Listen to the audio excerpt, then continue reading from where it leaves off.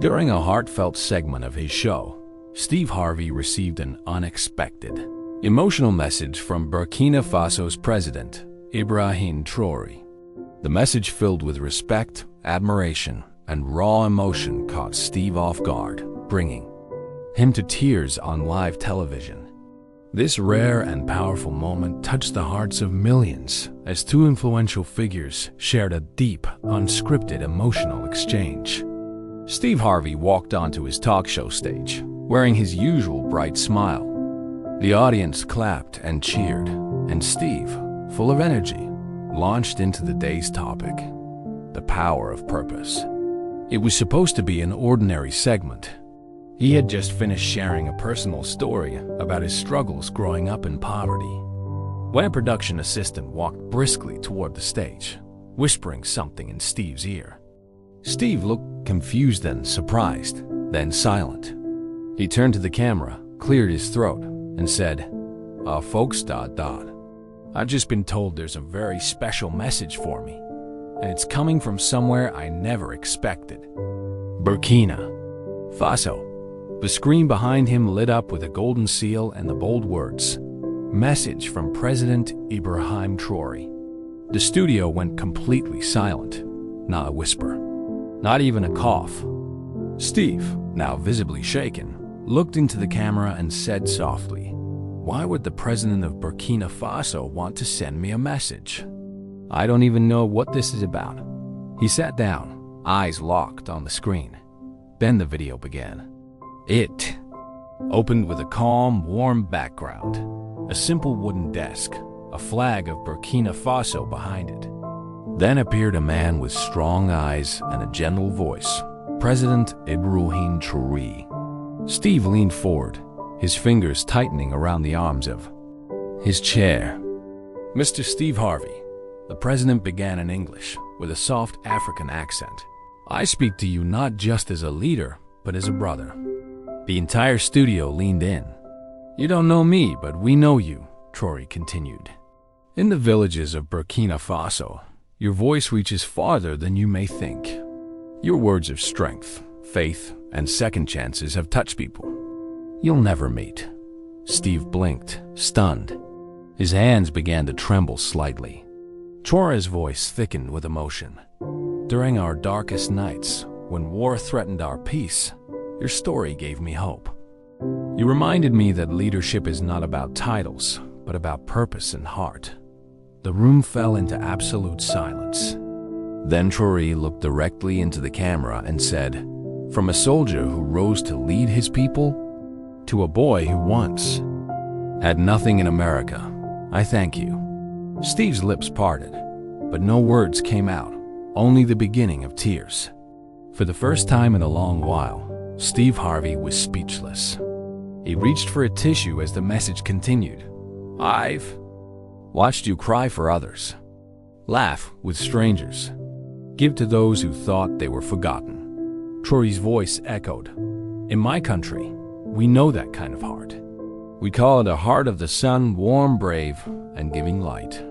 Steve finally whispered, "Wow." The president paused, then continued, "This message is not political. It is personal. I see in you the story of a man who never gave up, and it reminds me to never give up on my people." The message ended with Traoré saying something in Moor, the native language of Burkina Faso. Steve turned to his team, his voice cracking. What did he say at the end? A translator nearby stood and replied gently. He said, "Even the strongest man needs to be reminded that his voice still matters." Steve covered his face. The crowd was crying. Even the cameraman's hands were shaking. This wasn't just a TV moment. It was a moment of souls meeting across oceans, across struggle, across brotherhood. And it had only just begun. Steve sat quietly, his hands folded, his eyes glistening. The audience waited, but he couldn't speak. Something heavy had touched his spirit, a weight of truth, of connection, of being seen. After a pause, Steve looked up and said, You never think your words go that far. You just try to be real, try to survive, Try to help." The crowd clapped gently, but Steve raised his hand to stop them. "This ain't about applause," he said. "This is about purpose." Backstage, the producers debated cutting to commercial, but Steve refused. "I want the world to hear every second of this. Don't stop the feed." Then, as the camera zoomed in on Steve, a second surprise came, a live connection. The screen flickered, and suddenly, President Ibrahim Traoré appeared. Not pre-recorded. This time, it was live. Steve gasped. "Mr. Harvey," Traoré said, smiling gently, "for once, let me speak to you man to man. Not from one country to another, from one dreamer to another." The studio fell silent again. A storm of emotion was rising, and no one was ready for what the president would say next. Traoré leaned in toward the camera, his tone soft and sincere. "You see me now as a president," he said, "but I was once a boy, with no shoes. I walked barefoot to school. I carried books tied with string. And many nights, I went to sleep hungry." Steve lowered his head. His shoulders moved as he held back tears. The president continued, "When I was a teenager, I saw war with my own eyes. I saw people give up, but I also saw people rise." He paused, then added something no one expected. "One day, in a crowded internet cafe, I saw your video. Don't give up. I didn't even understand all your words, but I understood your tears, your passion, your pain, and your hope." Steve looked up, stunned. "You helped a young boy in Burkina Faso believe he could be more than his pain. And that boy became me." The crowd gasped. Some had tears falling freely. Traoré smiled gently. "So when I heard your voice again last week, speaking about purpose, I knew it was time I said something back." Steve covered his face. And that's when Traoré said something even Steve couldn't believe. The president took a deep breath, then looked directly into the camera. "Mr. Harvey," he said, "you once said you wanted to visit Africa, not just as a celebrity, but as a brother, as someone who wants to give back." Steve nodded, whispering, "Yes, I did." Traoré smiled. "Well, I want to invite you personally to Burkina Faso, not for cameras, not for attention, but to see what your voice has built." In silence, the studio audience gasped. "You've helped lift spirits across oceans. Now let me show you the seeds you've planted in our soil." Steve's hands trembled. He wasn't sure whether to speak or cry. Then came the words that broke him. "There's a young orphanage in Ouagadougou. The children there know your name. They pray with your words. They laugh with your jokes. But most of all, they believe they matter. Because you mattered." Steve stood up, eyes full of tears. The audience rose with him, clapping softly, many wiping their own eyes. But Traoré wasn't finished. He looked into the lens and added, "In 7 days, they'll gather in the village square, waiting to meet the man whose words crossed oceans and healed hearts." The countdown had begun. The very next morning, Steve was already packing. No cameras, no media alerts. Just him, a carry-on bag, and a heart full of questions. The world was buzzing. Every major news outlet ran headlines. "President of Burkina Faso moves Steve Harvey to tears." A message that crossed oceans. But Steve wasn't going for the world. He was going for the kids, for that voice that had spoken to his soul. As his plane flew across the Atlantic, he stared out the window. His mind wandered back to his childhood, growing up poor in Cleveland, the nights they went hungry, the times his dreams felt too big. And now, he was flying to Africa, called by a president who had once felt the same pain. Steve whispered to himself, "God, why me?" He didn't know what to expect. Would the kids even recognize him? Would he be strong enough to face them? Meanwhile, in Burkina Faso, President Traoré stood, before a crowd of children gathered. In the sunlit courtyard, he smiled and said, "He's coming." The kids screamed with joy, but one little girl in the back had quiet tears in her eyes. She held a small notebook inside. She had written a letter to Steve Harvey. Her name was Asha. She was only 10, small, soft-spoken, and wise beyond her years. In her hands, the notebook trembled as she leaned close to her caretaker and whispered, "Will he read it? Will he care?" The caretaker smiled, kneeling beside her. He's already cared more than most. Asha's letter wasn't long, but it held a whole world of pain. "Dear Mr. Steve, my name is Asha. My papa died 2 years ago. My mama is sick. Sometimes I cry at night.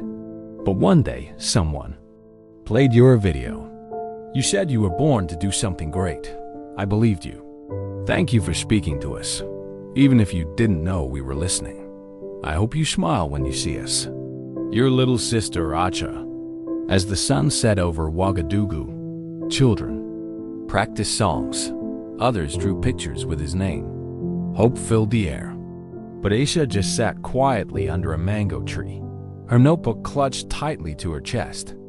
In that moment, it wasn't about fame. It wasn't about politics. It was about a man who once slept in a car, meeting a child who sometimes slept without dinner, and the sky seemed to whisper. They were meant to find each other. The plane touched down on a dusty runway just after noon. Steve Harvey stepped out, shielding his eyes from the bright African sun. No paparazzi, no grand parade. Just a few guards, 2 translators, and a young aide holding a simple sign. "Welcome, Brother Steve." His heartbeat quickened. Inside a nearby van, he was driven through the streets, simple homes, small markets, children waving as he passed.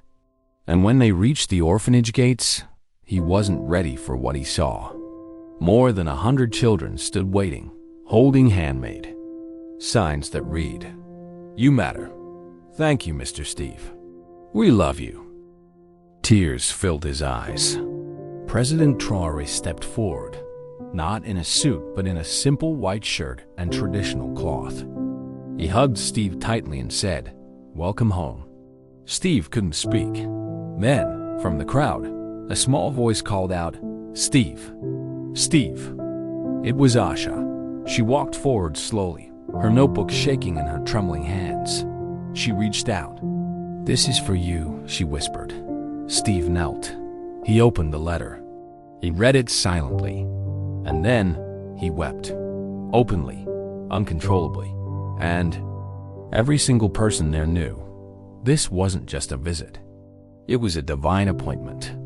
Backstage, during a short commercial break, Steve sat motionless. The video message from President Ibrahim Traoré had just finished airing. A producer approached with a sheet of paper, an English translation of the full message. "Steve, you'll want to read this part," she whispered gently, handing it over. Steve's eyes scanned the words slowly. "When I was a young boy, hiding under the wooden table of my grandmother's market stall, I'd hear her laugh as she listened to your voice through a crackling radio. She didn't speak English, but your spirit made her smile, even in the middle of hard days. That voice helped raise me." Steve covered his mouth. His voice cracked. Oh my God. The camera was back on, but Steve couldn't fake a smile. He looked into the lens and whispered, "This world, it's smaller than we think. And our words, they travel farther than we ever imagine." He wiped away a tear as the audience sat in stunned silence. Little did Steve know, this was just the beginning of something far greater. The segment ended. Steve stepped off stage, still holding the letter. He was supposed to move on to the next guest, but something inside him refused. He walked into his dressing room, phone in hand. He called his producer. "Get me a line to Ouagadougou. I want to speak to President Traoré today." The producer stuttered, surprised. Yes, sir. I'll work on it now." 2 hours later, a secure Zoom link opened, and there he was, President Ibrahim Traoré, calm, humble, his eyes carrying the quiet weight of a nation. And with the warmth of a brother, Steve looked at him, voice trembling. "Mr. President, I'm just a comedian from Cleveland. I never imagined my voice would reach someone like you."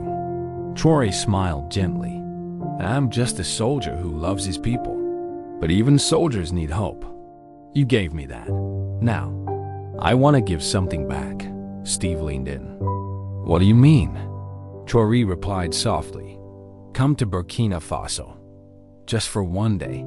There's someone I want you to meet." Steve froze. He had no idea this single sentence would change his life forever. That night, Steve barely slept. The president's invitation played on repeat in his mind. But there was one sentence from the letter that haunted him most. "That voice helped raise me." He thought about his own mother, the one who made him believe he could become something. He remembered something else too. Years ago, during one of the hardest moments in his career, Steve had whispered a prayer. "God, if I ever get famous, let my words mean something to someone who really needs them." And now this. That night, Steve went back on air. For a brief live stream, no jokes, no monologues, just a truth he couldn't keep in anymore. He held up the translated letter and looked directly into the camera. "Y'all, I've been blessed. Fame, money, success. But this message from a leader I never met. This letter from a boy raised by a grandmother who couldn't understand my words, but felt me. That's God." He paused. "I made a promise once, and I'm keeping it." Right then, Steve made his decision. He was going to Burkina Faso, not for TV, not for ratings, but for something far more important. He boarded a private flight to Ouagadougou with a heavy heart and an open mind. It was his first time visiting Burkina Faso. He brought no cameras, no press, just his assistant, a translator, and a single journal, one he hadn't written in for years. As the plane took off, Steve sat by the window, the translated letter still in his hands. He had underlined one sentence in red ink. "I wish my mother could have seen the man you helped me become." It echoed in his mind like a song. He leaned back and whispered to himself, "What did I do to deserve this honor?" Mid-flight, his assistant handed him a small envelope sealed with wax. It was from President Traoré. Inside was a handwritten note. "When you land, don't think like a celebrity. Think like a son coming home." Steve pressed the letter to his chest. He didn't know what awaited him on the other side, but deep down, he felt this trip wasn't just about one man's gratitude. It was about healing something buried in both of them, something the cameras had never seen. Steve arrived in Burkina Faso just as the sun began to rise. The airport was quiet. No crowds. No reporters. Just two black SUVs and a tall soldier standing near the door. President Ibrahim Traoré himself. Steve stepped slowly down the stairs, unsure of what to say. But Traoré walked up and did something unexpected. He embraced him like a brother. No words, just a long, silent hug. Steve's eyes began to water. "You came," Traoré said simply. "I had to," Steve replied. They drove in silence through dusty streets. Children waved from the roadside, some holding hand-drawn signs with Steve's name. But their first stop wasn't the palace. It was a small, weathered market. Rows of wooden tables covered in fruits, spices, and handmade clothes. Traoré led Steve to the very back. "This," he said, pointing to a collapsed stall, "was my grandmother's. Right here is where I used to listen to you on the radio while helping her count coins." Steve looked down at the dirt, speechless. The president knelt, picked up a small rock, and placed it in Steve's palm. "This is where hope began." Steve couldn't hold it anymore. He cried silently. and so did Traore. Later that day, Traore guided Steve to a humble village an hour outside the capital. As the car rolled to a stop, a group of women waited under a tree. One of them, elderly and slow-moving, stepped forward. Her hands trembled slightly. "This is Awa," Traore said. "She's the only one still alive who used to sit with my grandmother during market days. She remembers you." Steve looked confused. "But how?" Traore smiled. "They didn't understand your English, but they felt your joy. Awa used to say, 'That man has a heart that speaks louder than his tongue.'" She stepped closer, and the translator gently repeated her words. "You made the hard days feel lighter. My sister, the president's grandmother, used to say, your voice gave her courage to keep selling, even when she wanted to give up." Steve knelt again, tears falling down his cheeks. Awa placed her hand on his face and whispered something soft and more. The translator choked up as he translated. She said, "My sister would have fed you if she had met you. She would have called you her son." In that moment, Steve Harvey wasn't a celebrity. He was a son, being welcomed home by a mother he never knew he had, and the world watched, speechless. That evening, Steve was invited to a small school, where children waited to perform something special. No cameras, no lights, just soft drums and nervous little faces. As Steve entered, the children began singing, a simple tune in Moor, the local language. The translator leaned in and whispered, "It's a song, President, Traore's grandmother used to hum while cooking at her market stall. Now, these children sing it in her honor." Steve froze. It was the same tune he'd been humming days earlier, without even knowing why. Tears filled his eyes. "I remember this," Steve whispered. "My grandma in Cleveland. She used to hum something like this when I cried." President Traoré stood beside him, arms gently crossed. "Our grandmothers. They gave us the same comfort, thousands of miles apart." Steve sat down on the dusty bench, surrounded by the children. One little girl handed him a wooden carving, two hands holding a heart. Steve broke. Openly, loudly. Years of pain, years of questions, all released in a place he never expected. The boy from Ohio and the boy from Ouagadougou, now two men, had found a bond no script could ever write. The world no longer saw celebrities. They saw two sons missing their grandmothers. Before Steve's return flight, President Traoré asked to meet one last time. This time, at a small plot of land just outside the capital. It was quiet. A tree stood in the center, surrounded by sunflowers. Traoré handed Steve a rolled-up certificate, tied with a red ribbon.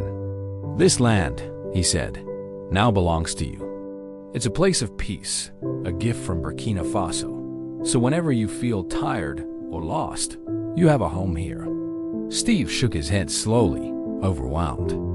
"I didn't come for a gift," he whispered. "I came because your letter made me feel human again." Traoré nodded.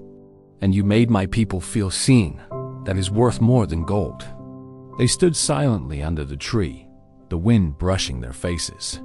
Then, Traoré did something no one expected. He knelt and placed his hand over Steve's heart. "I don't kneel for many," he said, "but I kneel for hearts that change lives." Steve fell to his knees too. And together, two powerful men cried like little boys who missed their grandmothers and found each other in the pain. The next day, Steve's return to the U.S. was met with silence. He asked for no fanfare, no cameras, no show. But something had changed. On his next broadcast, before starting the show, Steve walked on stage holding the wooden carving the children gave him, the two hands holding a heart. He placed it gently on his desk. Then he looked into the camera. "In my life, I received many awards, many gifts, but none like this." His voice cracked. "I met a man, a president, not just of a country, but of the human heart. Ibrahim Traoré reminded me of something I forgot, that love, honor, and memory are stronger than anything fame can give you. He paused. He called me a son of Africa. I call him my brother. And then Steve did something rare. He played the children's song, live, no translation, just pure, innocent voices. Millions watched, millions cried. Comments flooded in from every corner of the world. People didn't see politics. They saw love. They saw legacy. They saw healing. Dear viewers, if this story touched your heart, even just a little, please like this video. Subscribe to the channel and comment below one word: healed. Let's spread this feeling to the whole world. One story, one tear, one heart at a time. Sometimes, the loudest voice isn't the one that shouts, it's the one that heals.